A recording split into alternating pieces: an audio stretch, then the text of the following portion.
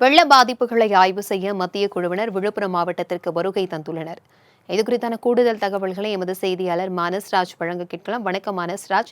தற்பொழுது வெள்ள பாதிப்புகளை ஆய்வு செய்வதற்காக மத்திய குழு வருகை புரிந்திருக்கிறார்கள்.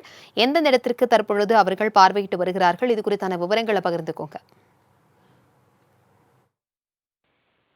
வணக்கம் பிரபோதி. அதாவது விழுப்புரம் மாவட்டத்தில் இந்த பெஞ்சல் புயல் காரணமாக கனமழை ஏற்பட்டு இந்த வெள்ளப்பெருக்கு ஏற்பட்டதன் காரணமாக பல்வேறு பகுதிகளில் விழுப்புரம் மாவட்டத்தில் வீசாலை, ஐயூர் அகரம், விக்கிரவாண்டி மற்றும் ஆம்,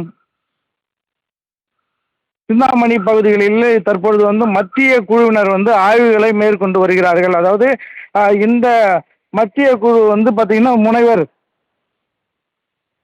ராஜேஷ் குப்தா அவர் தலைமையில் பொன்னுசாமி, சோமணி அவர்கள் தலைமையில் சரவணன், தனபாலன், ராபர்ட் பட்நாயக், பாலாஜி அவர்கள் தலைமையில் தற்போது ஒரு குழு மத்திய அரசு அனுப்பி வைத்திருக்கிறது.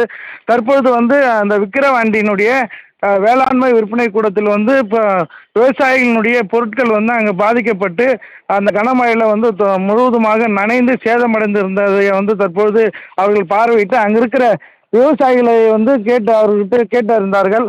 தங்களுடைய பகுதிகளில் எவ்வாறு இந்த பாதிப்பு ஏற்பட்டிருக்கிறது, மேலும் உங்களுடைய விவசாய பொருட்களை இங்கே கொண்டு வந்து சேர்த்த போது இன்னும் உங்களுக்கு என்ன தேவைப்படுகிறது, இந்த இடத்துல என்ன மாதிரி பாதுகாப்பு சட்டங்கள் தேவை என்று எல்லாம் அவர்கள் கேட்டு இருந்தார்கள். மேலும் அதைத் தொடர்ந்து அகரம் அருகே உள்ள அந்த பம்பை ஆற்றில் தென்பெண்ணை ஆற்றிலும் பம்பை ஆற்றிலும் குறுக்கே கட்டப்பட்டிருக்கிற அந்த பாலத்தினை எப்படி சரி செய்ய வேண்டும், அந்த பாலத்தினை தற்பொழுது அங்கே ஆய்வு செய்துவிட்டு அங்கிருந்து தற்பொழுது விழுப்புரம் மாவட்ட ஆட்சியர் அலுவலகத்தில் ஆய்வுக் கூட்டத்திற்காக வந்திருக்கிறார்கள்.